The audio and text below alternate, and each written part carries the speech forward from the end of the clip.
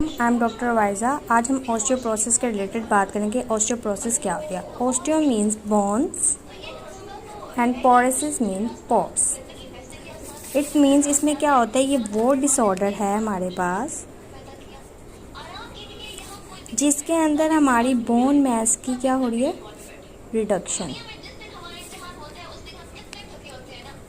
Bone mess की reduction होगी और इसमें स्ट्रक्चरल चेंजेस जो हैं हमारे पास आना स्टार्ट हो जाएंगे। ठीक है, ये क्या करेगी कि हमारी जो बोन की स्ट्रेंथ है उसको डिक्रीज़ करवा देगी। बोन स्ट्रेंथ को हमारे पास ये हमारी जो बोन की स्ट्रेंथ है वो डिक्रीज़ होना स्टार्ट हो जाएगी। मतलब कि बोन स्ट्रेंथ डिक्रीज़ होगी और हमारे पास जो बोन की फ्रेगिलिटी है, क्या है, बोन की फ्रेगिलिटी, वो हमारे पास इंक्रीज़ होनी स्टार्ट हो जाएगी। जब बोन की फ्रेगिलिटी इंक्रीज़ हो जाएगी और हमारे पास स्ट्रेंथ बोन की डिक्रीज़ होनी शुरू हो जाएगी तो हमारे पास ये क्या काज करेगा, ऑस्टियोपोरोसिस।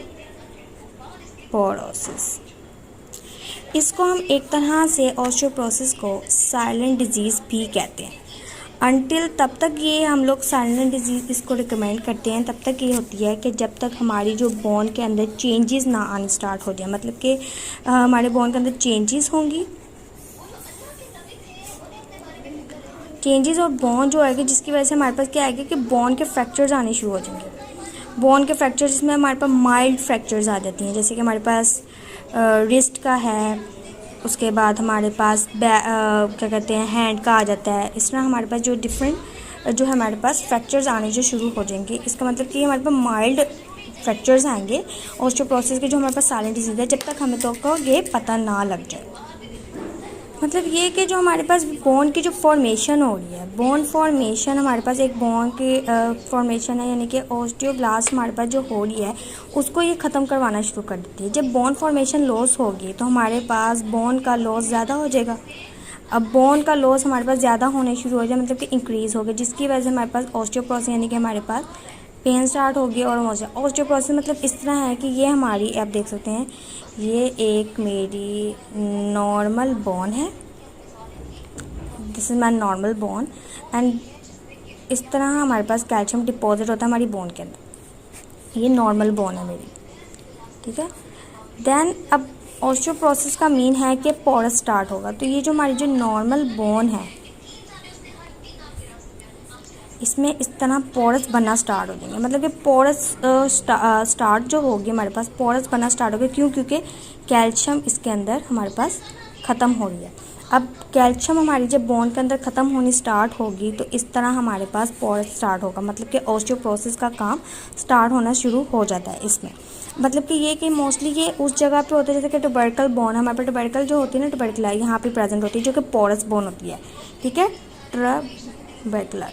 ये हमारे पास क्या होती है, ये पोरस बोन होती है। इसमें जब ये पोरस बोन जब होती है ना, इसके अंदर मोस्टली यहाँ पे अकर करती है। तो जब यहाँ पे अकर करती है ना मोस्टली, तो हमारे पास यहाँ पे पोरस बना स्टार्ट हो जाती है। यानी कि जब पोरस बना स्टार्ट हो गया मतलब कि कैल्शियम की डेफिशिएंसी होगी, हमारे पास ऑस्टियोपोरोसिस स्टार्ट हो गया, यानी कि बोन का फ्रैक्चर हो सकता है।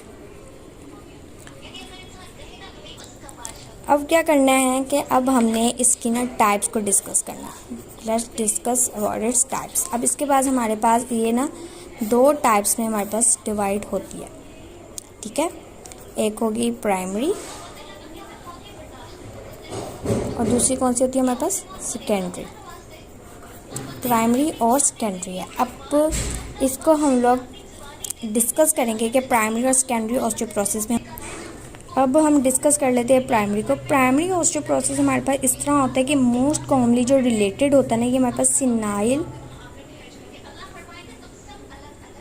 ऑस्टियोपोरोसिस की वजह से होता है। अब सिनाइल ऑस्टियोपोरोसिस हमारे पास क्या होता है, ये हमारे पास तब स्टार्ट होती है कि यानी कि बोन का लॉस तो हमारे पास होना स्टार्ट हो जाता है। कब होता है, एजिंग रिलेटेड होता है। ये एजिंग के साथ रिलेट करता है, मतलब कि रिलेटेड टू एजिंग होता है, उसके साथ हमारी बोन के अंदर लॉस होना स्टार्ट हो, यानी कि सिनाइल ऑस्टियोपोरोसिस की वजह से होता है। और एक पोस्ट मीनोपॉजल ऑस्टियोपोरोसिस की वजह से होती है, यानी कि मैंने आपको शॉर्ट फॉर्म लिख दिया, ऑस्टियोपोरोसिस की वजह से होती है। इसमें क्या होता है कि हमारे पास जो पोस्ट मीनोपॉजल जो होती है, इसमें जो होता है ना, एस्ट्रोजन आता है। अब एस्ट्रोजन क्या होता है कि हमारे के अंदर ये बोन मेटाबॉलिज्म को रेगुलेट करता है। क्या करता है, बोन मेटाबॉलिज्म को रेगुलेट करता है। अब जब बोन मेटाबॉलिज्म को रेगुलेट करता है ना ये, तो ये क्या करता है, ये ज़्यादातर ऑस्टियोब्लास्ट यानी मेनोपॉज यानी कि ऑस्टियोब्लास्ट को, वो जब बोन मेटाबॉलिज्म को रेगुलेट करेगा तो ये ऑस्टियोब्लास्ट को रिलेट करेगा, मतलब कि ऑस्टियोब्लास्ट को रिलेट करेगा, मतलब कि ऑस्टियोब्लास्ट होना स्टार्ट करेगा, मतलब कि ऑस्टियोब्लास्ट के अंदर ये कमी करवानी शुरू कर देगा, बोन की फॉर्मेशन को कम करना शुरू कर देगा पोस्ट मिनोरल ऑस्टियोएस्ट्रोजन में। लेकिन एस्ट्रोजन का मेन काम जो है ये बोन की मेटाबॉलिज्म करवाती है और ऑस्टियोब्लास्ट को रेगुलेट करती है। लेकिन जब हमारे पास ऑस्टियोप्रोसिस होगा तो ये सब काम को ये ख़त्म कराना शुरू करवा देगा।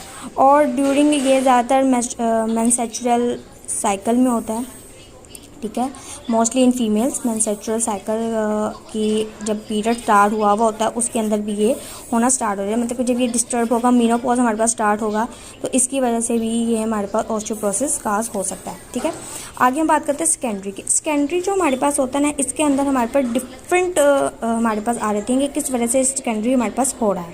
सेकेंडरी में मतलब कि हम लोग कह सकते हैं कि एंडो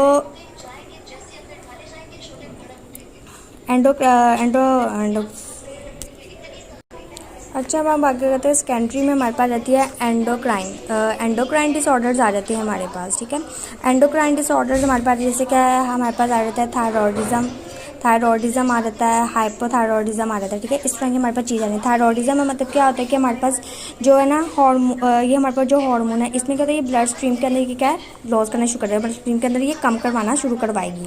ठीक है, हमारे पास हार्मोन को यानी कि उसके अंदर। उसके बाद हमारे पास आ जाता है कुशिंग सिंड्रोम आ जाता है। कुशिंग सिंड्रोम को हम लोग स्ट्रेस हार्मोन भी कहते हैं। ठीक है, जिसके अंदर ये हमारे पास कहता है कॉर्टिसोल होता है। कॉर्टिसोल जो होता है ना वो इसको डील करता है। ठीक है, मेन काम जो सेकेंडरी में करता है। उसके बाद एंडोक्राइन के बाद हमारे पास आ जाती है हमारे इसके अंदर जीआईटी की आ जाती है। जीआईटी के अंदर हम लोग मोस्टली हम लोग देखते हैं कि माल रिजप्शन आ जाती है। ठीक है, कि हमारे क्या जो हमारे पास जो फूड की अब्जॉर्प्शन हो रही है हमारे पास, ठीक है, उसके अंदर न्यूट्रिशन की उसके अंदर एबनॉर्मलिटी स्टार्ट हो जाती है। यानी कि एबनॉर्मलिटी कहाँ पे आ जाएगी, जो हम लोग फूड न्यूट्रिशन जो अब्जॉर्प्शन कर रहे हैं उसके अंदर एबनॉर्मलिटी स्टार्ट हो जाएगी। विटामिन डी और सी की डेफिशिएंसी आ जाएगी। ठीक है, सी और डी की हमारे पास डेफिशिएंसीज आ जाती हैं, ये हमारे पास इसके अंदर ये आ जाएगा। हम लोग इसको डिवाइड कर लेते हैं कि मतलब कि इजीली हमारे पास हो जाए। उसके बाद हमारे पास डिफरेंट ड्रग्स की वजह से हो जाती है। अब ड्रग्स में जैसे कि हमारे पास कॉर्टिकोस्टेरॉइड्स हैं। ठीक है, कॉर्टिकोस्टेरॉइड्स हैं। अब ये कॉर्टिकोस्टेरॉइड्स क्या करती है, ये हमारे पास ना कैल्शियम को डिक्रीज़ करवानी शुरू करवा देती है। ठीक है, और क्या करती है, ये फास्टली हमारी जो है ना बोन को ब्रेक डाउन शुरू करवा देती है। फास्टली ब्रेक डाउन यानी कि कॉर्टिकोस्टेरॉइड्स जो स्टेरॉइड्स हैं ये हमारे पास बोन के अंदर ये काम करते हैं, जिसकी वजह से इस ड्रग्स के अंदर होती है। कीमोथेरेपी की वजह से हमारे पास ये इश्यूज़ आ जाती है। लिथियम, अल्कोहल, ठीक है, स्मोकिंग वगैरह, इस यानी कि ये जितनी भी चीज़ें ना इनकी वजह से हमारे पास ऑस्टियोपोरोसिस आने के चांसेस ज़्यादा होते हैं। ठीक है, यहाँ तक आपको समझ आए।